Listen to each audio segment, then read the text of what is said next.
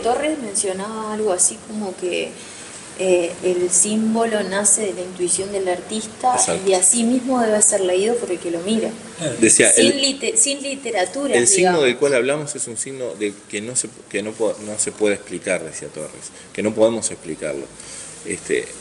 Sí, hay gente que lee o cree que ver un cuadro constructivo, por ejemplo, es como leer, no sé, un jeroglífico o algo que tiene un principio, un desarrollo, ¿no? Y dicen, no, ¿de qué estar hablando esto? Yo no entiendo. Y aún eso es mucho más profundo que esa idea como literaria de lectura. Sí, incluso a veces... Porque la propia construcción de eso es una red que conecta con el universo, es decir, la propia estructura, los tonos, además, ese orden es lo que refiere a sí mismo, digamos.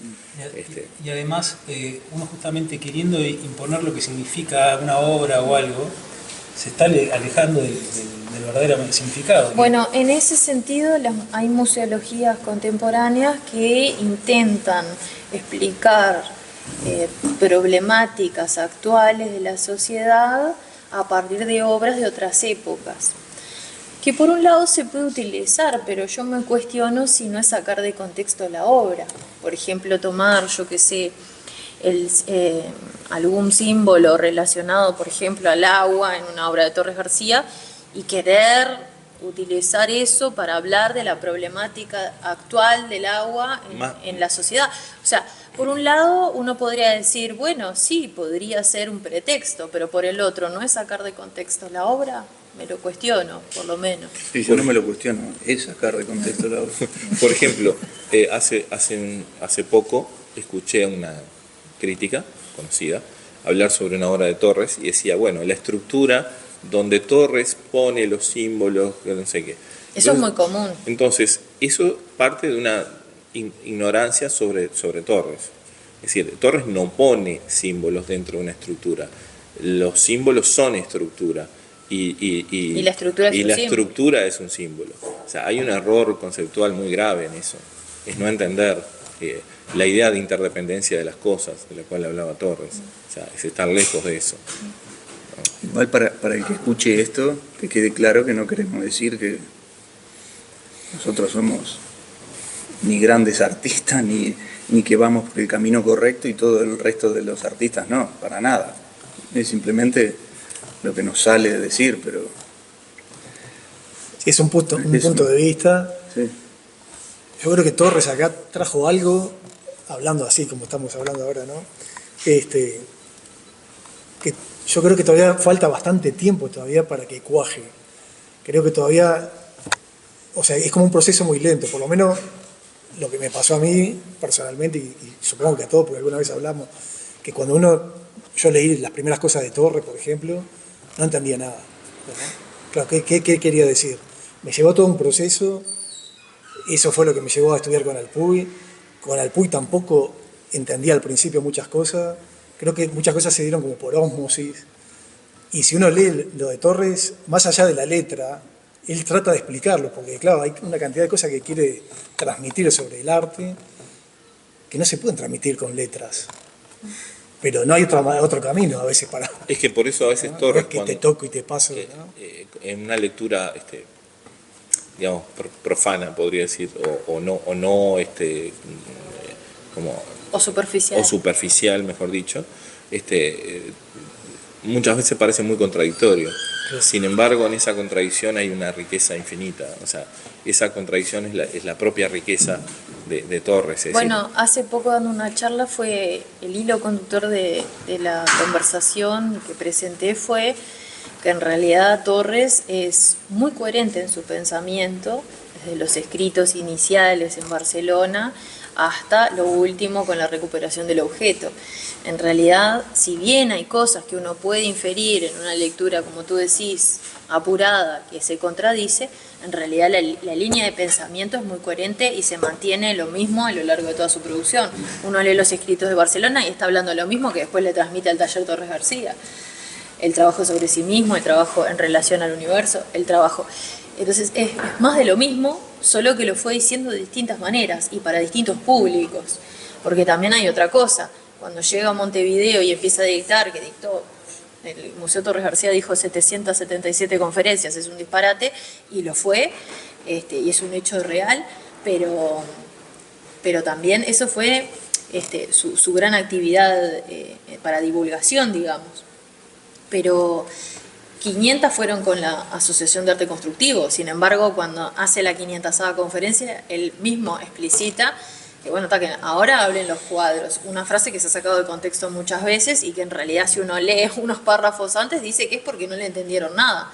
O sea, se dedicó 500 conferencias para terminar diciendo, no me entendieron. Bueno, por algo a veces Torres en alguno de sus textos, aparte de tener una forma clásica de diálogo, lo cual también refiere a su formación clásica y a su lectura clásica, pone una persona haciéndole preguntas precisamente porque en esa época tal vez él necesitaba hacerse preguntas que probablemente en el medio fuera difícil que se las hicieran. Entonces él pone una persona y se pregunta para poder responder ciertas cuestiones esenciales respecto al arte, ¿no? Que son difíciles de llevar a palabra y que siempre tratamos de, o sea, cambiar las palabras un poco para cambiar un poco de... Por ejemplo, lo que pusiste en la muestra ahora, ¿no? Esa famosa X, que es la pintura, ¿no? Y el tono. Es decir, ¿qué se puede decir? Está ahí, o sea, no... ¿Qué se puede hablar de algo que cuanto más se hable es peor? Es peor, exacto. Totalmente. Claro, por eso hay que dejarse llevar frente a las obras y que el espíritu, si creemos en eso, ¿no? Que se deje... Por eso también... No tenga que buscar un porqué o buscar una explicación de eso, sino que simplemente se deje llevar, se sienta. Porque además hay otra cosa, ¿no? El arte, como todo proceso de vida, ¿no? Se transforma. Si uno siguiera haciendo lo mismo exactamente siempre, por siempre lo mismo, es una repetición que termina siendo vacía. Ahora, uno ve los discípulos de Torres cómo fueron cambiando en su obra, y eso es a partir de que siguieron trabajando y bajo las mismas búsquedas, pero encontraron caminos propios. Con los mismos principios. Incluso Gurvich, por poner un ejemplo cercano hacia mi labor, a veces se cree que en realidad es como que, bueno, dejó todo de lado su formación y encontró algo totalmente personal. Y en realidad no es así. Uno mira las pinturas de Gurvich y a la base está la misma formación. Por supuesto que tiene sus búsquedas y sus temáticas más personales, pero a la base está la misma formación. Igual ahí, no sé si están de acuerdo, tal vez no, pero a mí me gusta aclarar siempre que posiblemente nosotros seamos de los que no entendió nada de lo que dijo y escribió Torres. ¿Por qué no?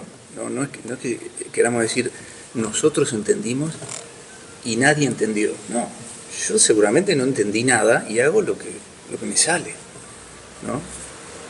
Porque si no la gente piensa que, bueno, está muy bien poner en duda. Hay que hacer determinada cosa y hay que leer determinada texto para poder ser pintor o para poder ser una persona que piensa, qué sé yo.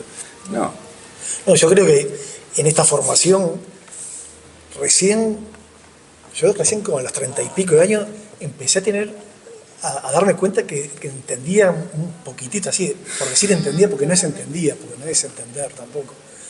Es algo que lo sentís como en el pecho, no sé, es algo que... Pero me pasó recién como a los 30 y pico, o sea, o más, te diría. Y tal vez te pasó equivocadamente. Capaz que lo que estoy viendo yo no era que veía Torres ni tiene conexión. Sí, uno lee y cree, esto va por aquí, va por allá. Después estás escuchando una frase que no tiene nada que ver con arte y se te prende una lamparita y decís, habrá querido, lo que leí el otro día tendrá que ver con esto que acabo de escuchar. Porque no es tan lineal y tan... Y por algo también cada uno de nosotros tendrá, si decimos ahora, bueno, a ver, hacemos una lista de pintores. Sí, tenemos. Y tenemos diferencias no y gustos diferentes porque todo. Vemos cosas... Tal vez ni en la mitad, tal vez coincidimos en un 10% y nos ponemos a charlar y parece que coincidiéramos en todo. Estoy seguro que no. En elegir un artista en un museo, en ver, uno abre un libro y dice, qué obra esta, qué maravilla, y otro puede decir, no, esa a mí no me interesa, o no me gusta tanto, me gusta más esta, y dice, a mí no. Claro. Si no, a todos nos gustaría lo mismo, todos pensaríamos exactamente igual, y no es así. Bueno, de Torres pensamos todo que son. Bueno, no sé, No, porque bueno, yo sí, recuerdo mis primeras lecturas de Torres, iba en un ómnibus, iba a estudiar, y me acuerdo que leía una página y estaba de repente, todo el trayecto, eran 2 horas de ómnibus, y recuerdo que lo leía y me quedaba de repente en un párrafo pensando durante todo el trayecto qué quiso decir. Y de repente leo, lo terminé de leer el libro, de repente lo vuelvo a leer y encuentro cosas nuevas. Y lo vuelvo a leer, es como un proceso también hermenéutico, donde uno va desmenuzando y rumiando aquel conocimiento y capaz que no llegaste ni a la cáscara todavía. Pero bueno, es parte de esas búsquedas y Sí, sí. también de lo que uno va viviendo como ser humano, ¿no? Lo que va entendiendo después, de lo que Incluso- quiso decir. Un atrevimiento de mi parte, pero incluso con la forma de escribir de Torres, ¿no? Que no era escritor, digamos, ¿no? Entonces, en su forma de escribir a veces también uno encuentra dificultades también, ¿no? Sí, claro. Pero después, para mí la formación de haber pasado y de haber tenido conocimiento con discípulos de Torres, digamos, ahí creo que hay como una línea de conexión que nos pone, digamos, como en esa cadena, ¿no?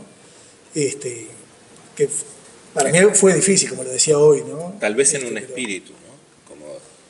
Hay como muchos componentes, o sea, el respeto hacia la formación que uno recibió, pero también hay un componente afectivo.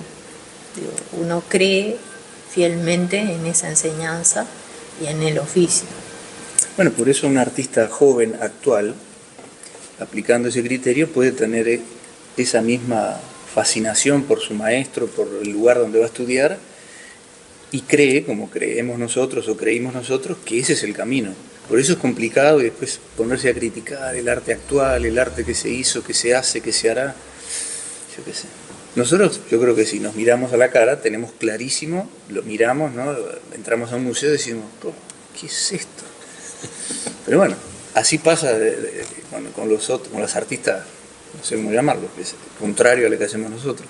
Claro, seguramente hay una... Miran lo que hacemos nosotros y digan, Claro. "Buah, mirá Se estos quedaron muchachos, en el tiempo, son ¿viste? tan Trogloditas. anacrónicos, ¿no? Hacen cosas que se podían haber hecho hace 50 años y lo siguen haciendo.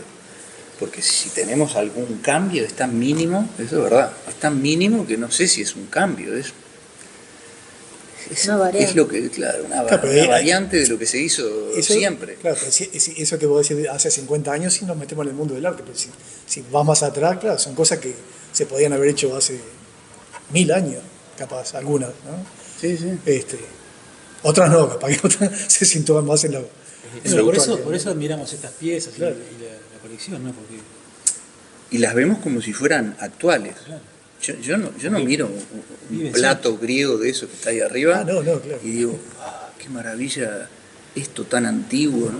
No, lo miro y digo, mirá las líneas, mirá ese tono, qué maravilla, se podía haber hecho hoy, o hace 1000 años como se hizo, o 2000 años, y tiene esa cosa que una Creo que también aprecia. eso está ligado a que la forma de educación, digamos, o de oficio, tiene esa cuestión como que si uno quisiera, digamos, o sea, si uno se pusiera, casi que con la educación que se daba en el taller, casi que podrías reconstruir como cualquier pintura de diferentes épocas, es decir, es como que tiene esa riqueza, digamos, ¿no? Es decir, Y por el si uno otro quisiera, lado, digamos. y por el otro lado las técnicas, ¿no? Porque también hay como en esa libertad la exploración de distintos materiales. Porque, bueno, Augusto era pintor mayormente, pero también hizo cosas en madera. Y ustedes también lo hacen, ustedes también exploran técnicas. Bueno, contrariamente a lo que se piensa, esa gran diversidad que hay en el taller, es decir, entre yo qué sé, Mato y Burbich y Augusto y Fonseca, pero que en realidad, en relación a esa diversidad, los principios con los cuales trabajan son los mismos, digamos. Sí, sí. Era raro que que uno escuchara de uno de ellos algo contradictorio con lo que dijo el otro, ¿no? Si Mato decía algo, imposible escuchar a Fonseca decir algo contrario, ¿no? Opuesto a eso. Por lo menos nunca me pasó.